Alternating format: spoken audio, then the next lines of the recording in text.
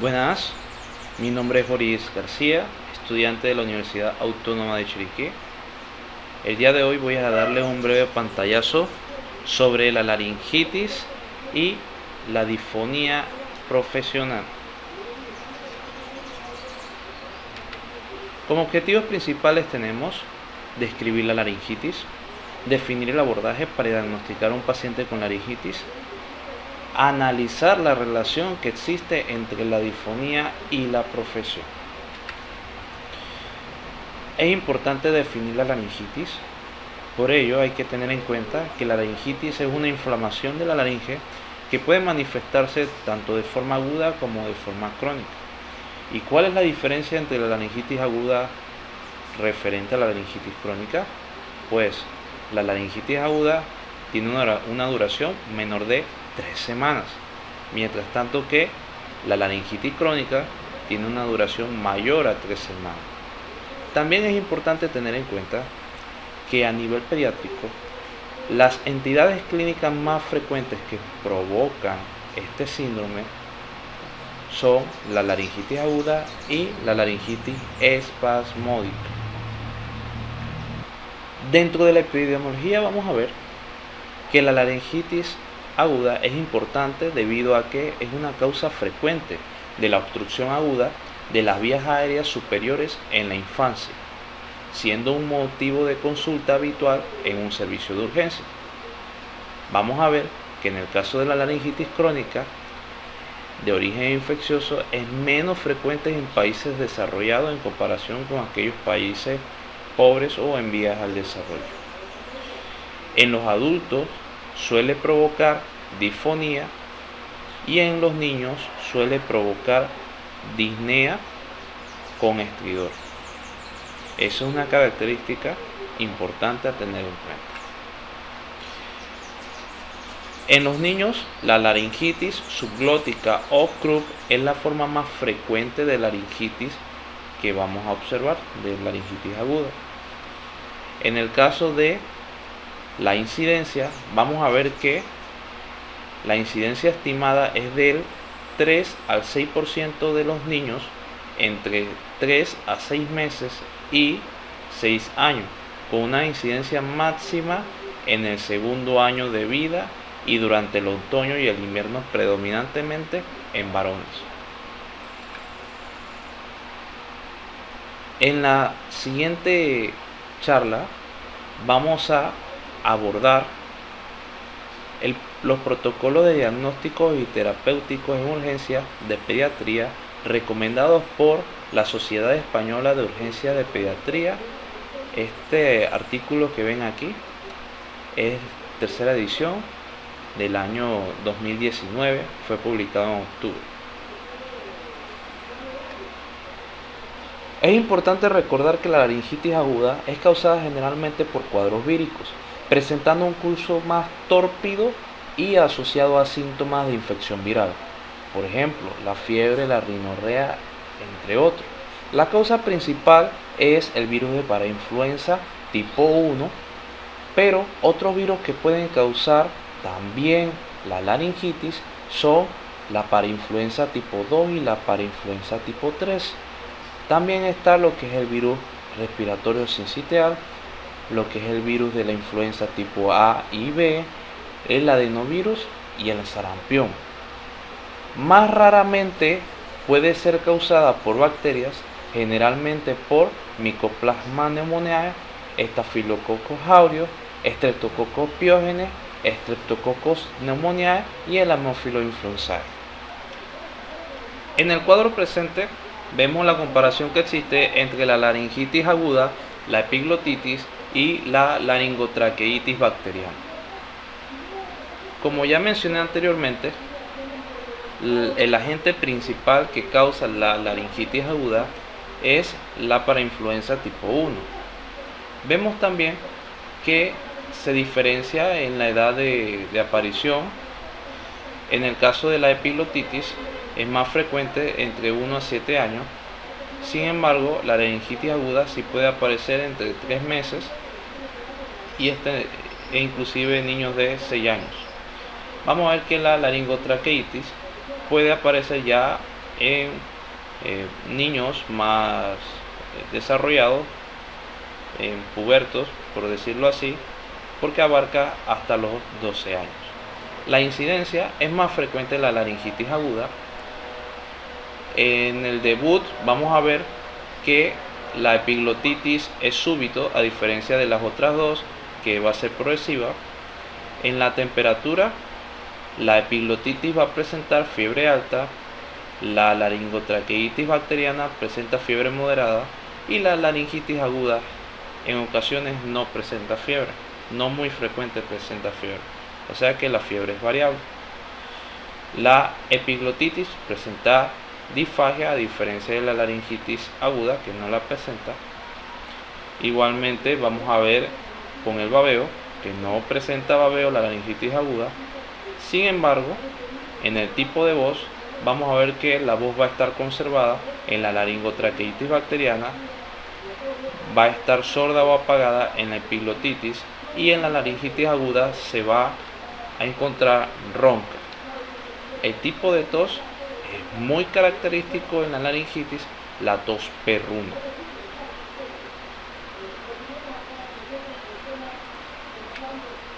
A continuación vamos a hablar sobre la laringitis espasmódica.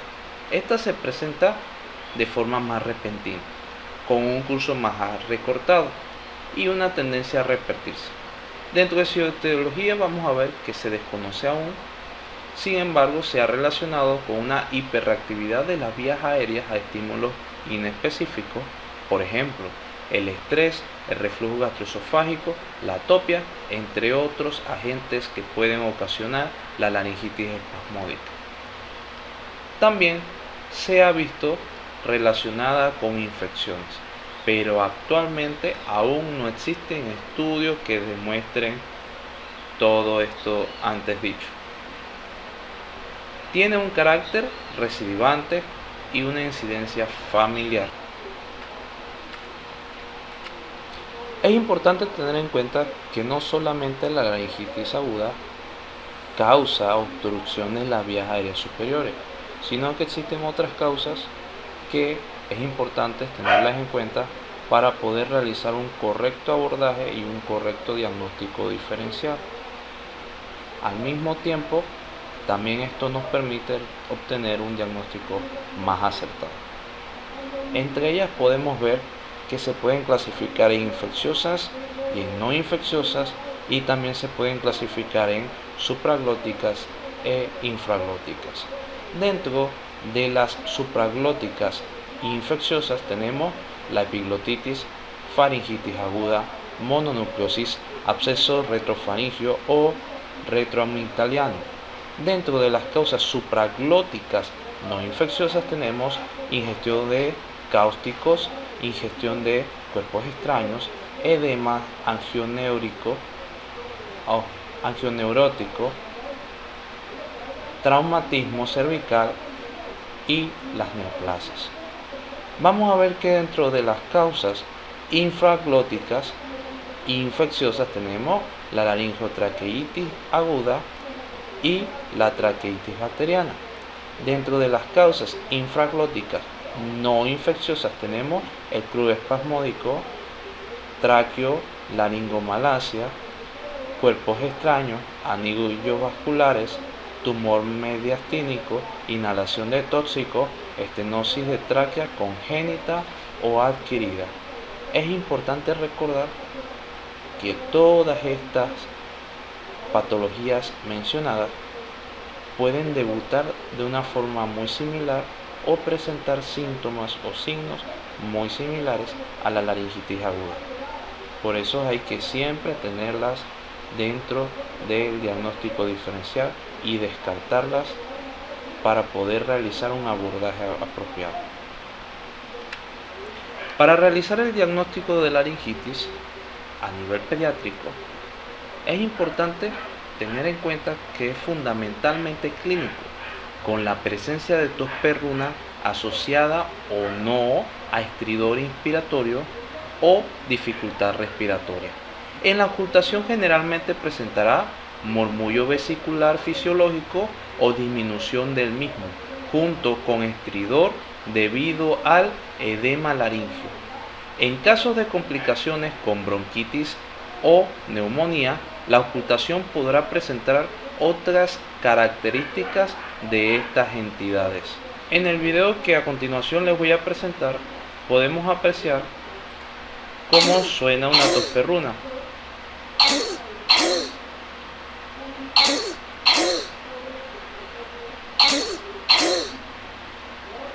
Así como escucharon, es el sonido típico de una tos perruna.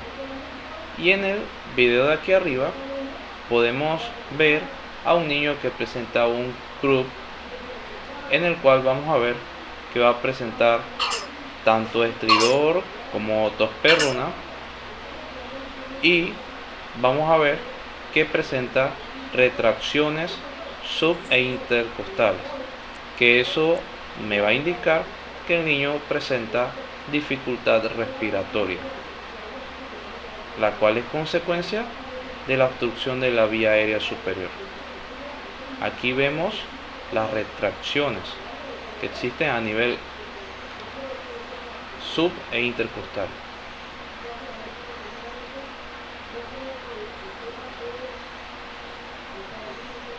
En este caso viene siendo un niño con un croup. El pilar fundamental del diagnóstico en laringitis. El pilar fundamental de la valoración de la laringitis consiste en establecer el grado de dificultad respiratoria, considerando los siguientes parámetros: estridor, retracción, entrada de aire, color y nivel de conciencia. Todo esto se llevará a cabo mediante la escala de Westley. Dentro de esta escala de Westley vamos a ver que la puntuación va de 0 a 5. En el caso del estridor inspiratorio, cuando es 0, ella corresponde a cuando no hay estridor inspiratorio. Cuando el estridor inspiratorio está acompañado con la agitación, corresponde a una puntuación de 1. Cuando el estridor inspiratorio está acompañado en el reposo o aparece en el reposo, esto corresponde a una puntuación de 2. Si el paciente no presenta retracciones o tirajes intercostales, la puntuación es 0.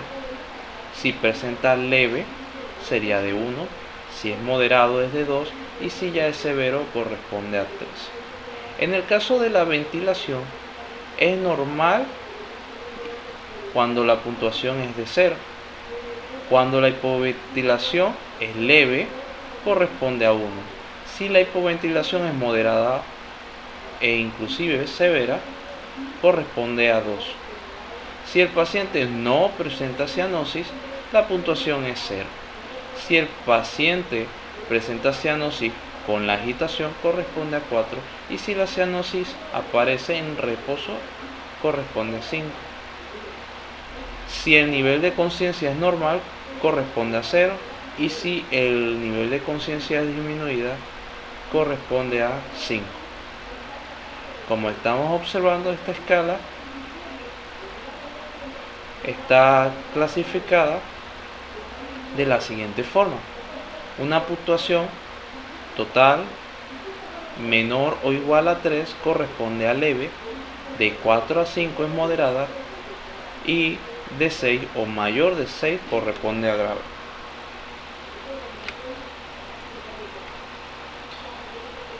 Dentro de los criterios de ingreso hospitalario se encuentra la afectación del estadio general o deterioro progresivo, la afectación moderada a grave, hipoxia, tiraje respiratorio intenso o taquipnea, cianosis o palidez extrema, disminución del nivel de conciencia, ansiedad familiar, entorno sociofamiliar desfavorable, diagnóstico incierto, historia previa de obstrucción grave o anomalía estructural de la vía aérea, edad inferior a 6 meses, dificultad de acceso a la atención sanitaria, asistencia repetida a urgencia, y mala respuesta al tratamiento habitual.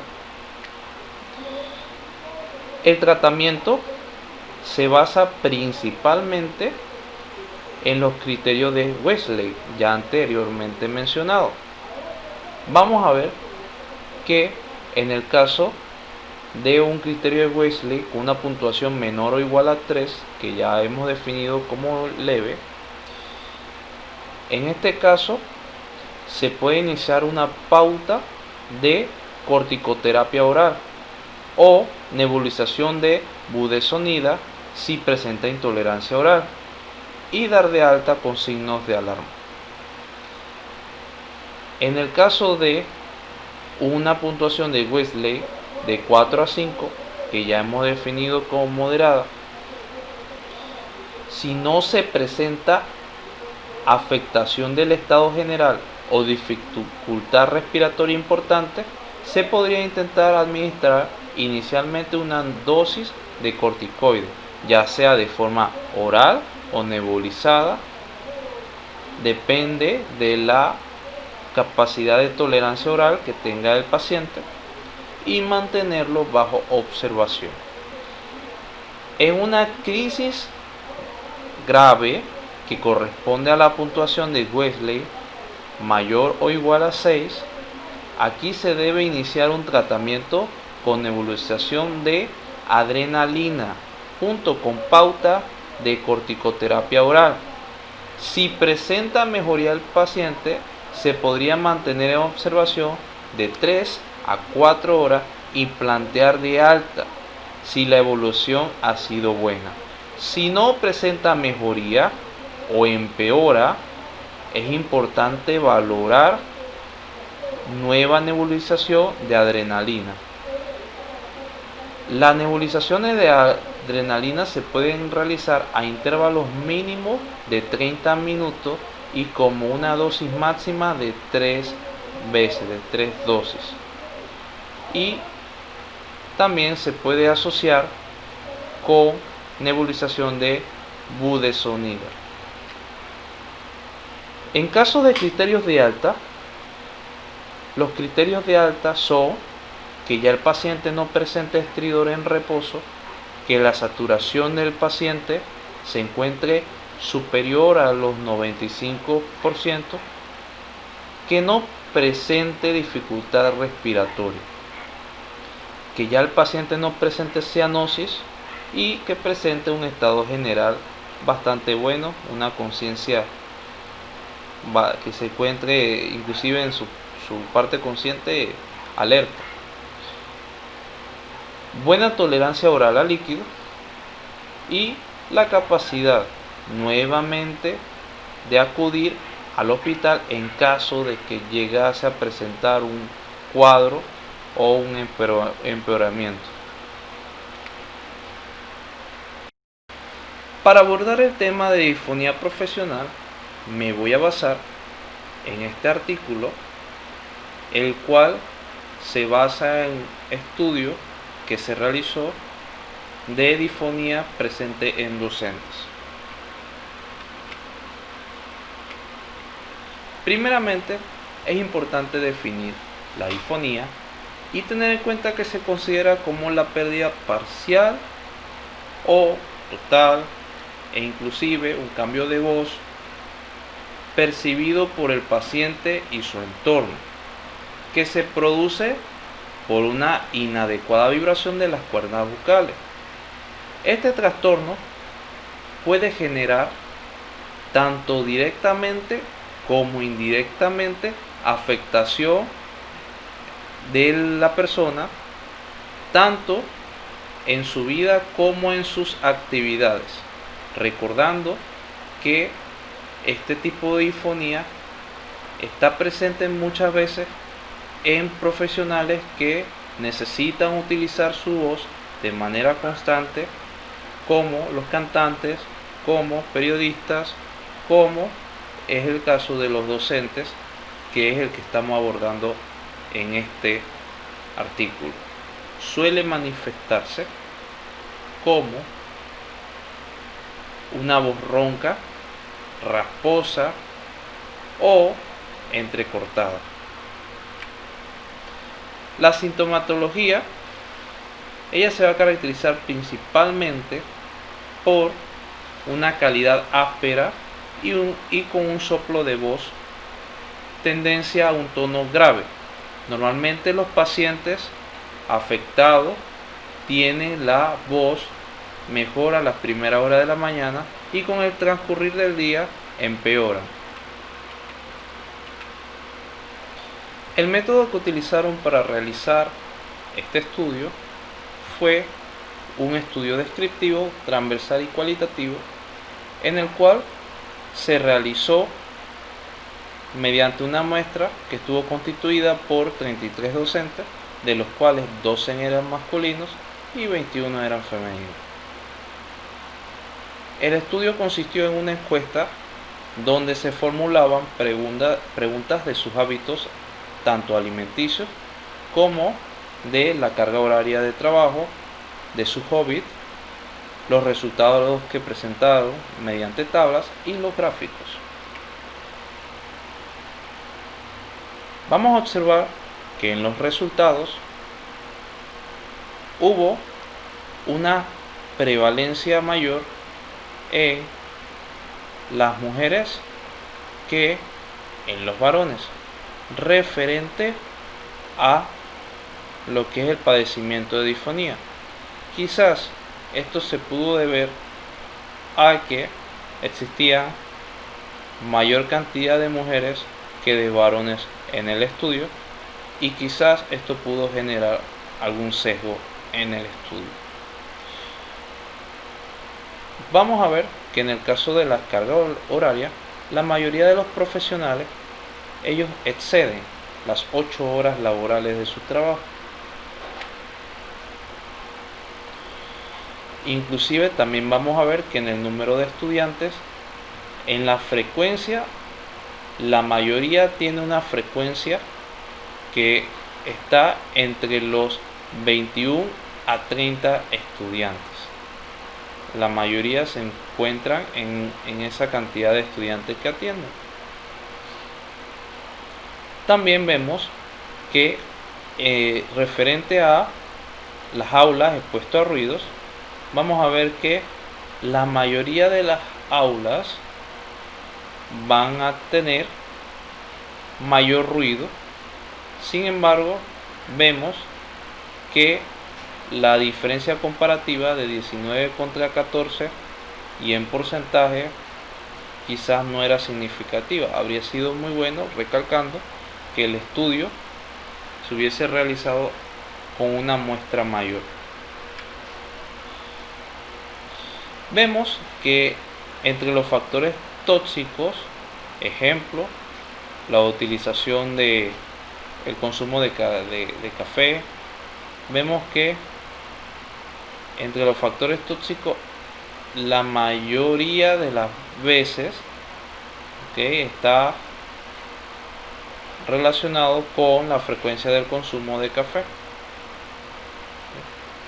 ¿Qué significa? Que los profesionales, en el caso de estos, los docentes que fueron entrevistados, en su mayoría consumen café. Referente a fumar, también vemos que en este caso no está tan prevalente lo que es fumar entre los profesionales docentes, es menos prevalente. Dentro de la discusión, los resultados de este estudio muestran que en la población de sexo femenino de la Facultad de Ciencia de la Comunicación, ULAM, prevalece la disfonía sobre el sexo masculino. Los docentes manifestaron que sus horarios muchas veces superaban las 8 horas diarias, como ya había mencionado. De los docentes encuestados, 27 manifestaron o refirieron que haber padecido disfonía en algún momento consecutivamente, donde 8 eran del sexo masculino y 19 eran del sexo femenino.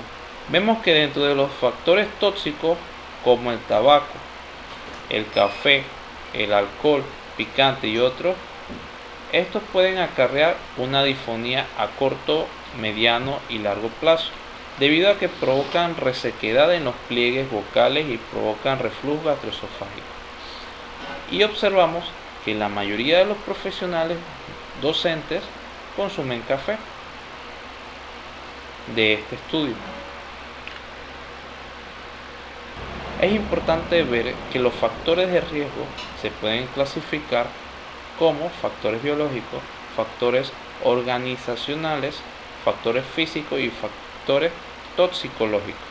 Dentro de los factores biológicos, estos son factores de riesgo que refieren a todos de ventaja que tienen que ver con la anatomía y la fisiología que tiene el paciente. En los factores organizacionales, estos factores de riesgo son de tipo referente a lo que es el estilo de vida que lleva el paciente. Por ejemplo, en el caso de los encuestados, la carga horaria y el inadecuado uso de la voz.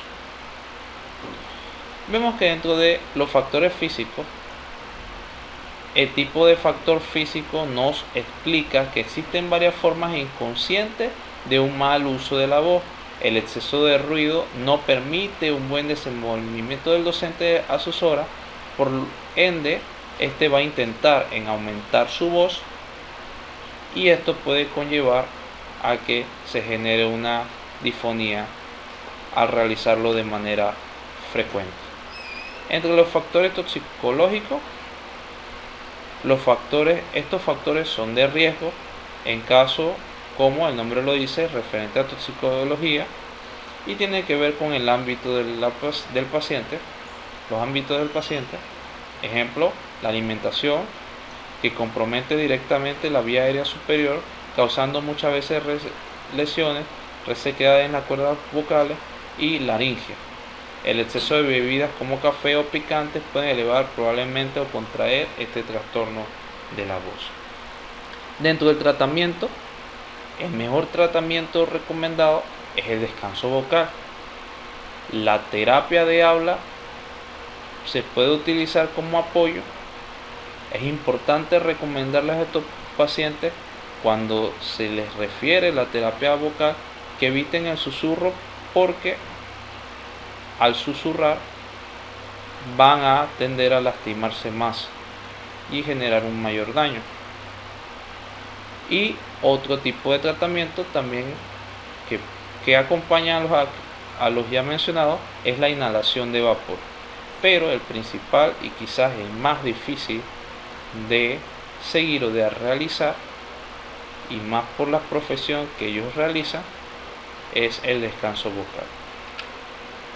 Estas son las referencias en estado APA de los artículos que les he mencionado y que hemos abordado. Muchas gracias por su atención.